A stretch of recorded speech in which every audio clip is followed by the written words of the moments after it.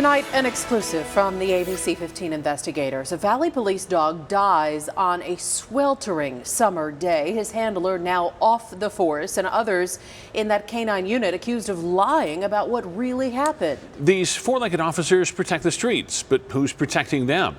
Here's ABC 15 investigator Melissa Blasius. Temperature was still climbing to a 108-degree high when a 4-year-old $10,000 police dog named Jesse was discovered dead on July 20th, 2018. He was found in an outdoor kennel approved by the Mesa Police Department in the backyard of his handler, Officer Joel Anderson.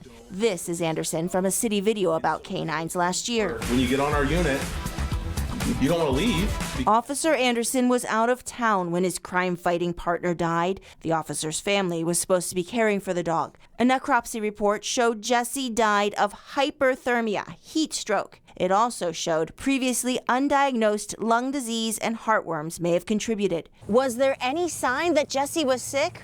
Well, that's where things get a lot more murky.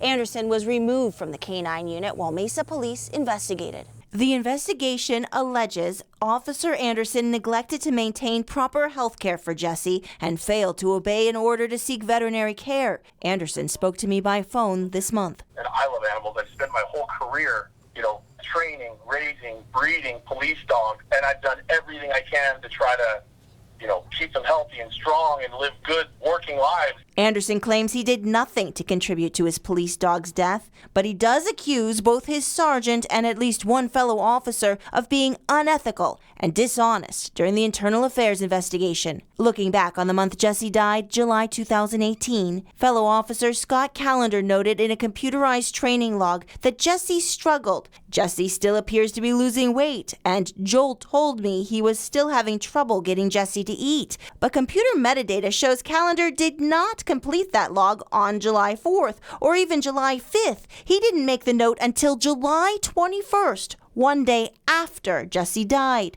Officer Callender also told internal affairs investigators he advised Sergeant Glenn Bell of his concerns shortly after that July 4th training. Sergeant Bell told investigators he then instructed Anderson to take Jesse to the vet on the very next day, but that vet visit never happened. Why?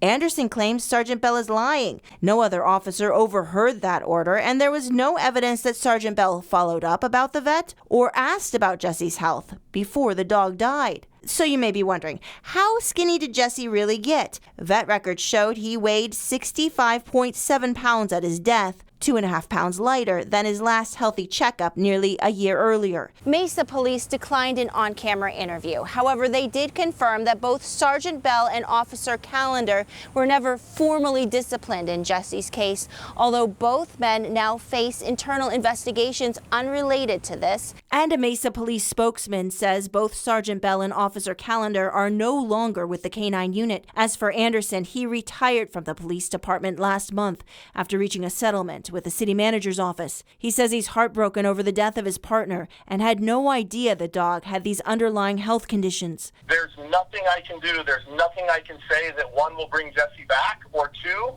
make it not seem like his death was a tragedy. As for the investigation, Mesa police made policy changes. K-9s now must have air conditioning in their home kennels. Supervisors must make surprise inspections and document them. And trainers must make their notes within a week of their K-9 sessions, all to better protect these furry crime fighters. I'm investigator Melissa Blasius, ABC 15 Arizona. Joining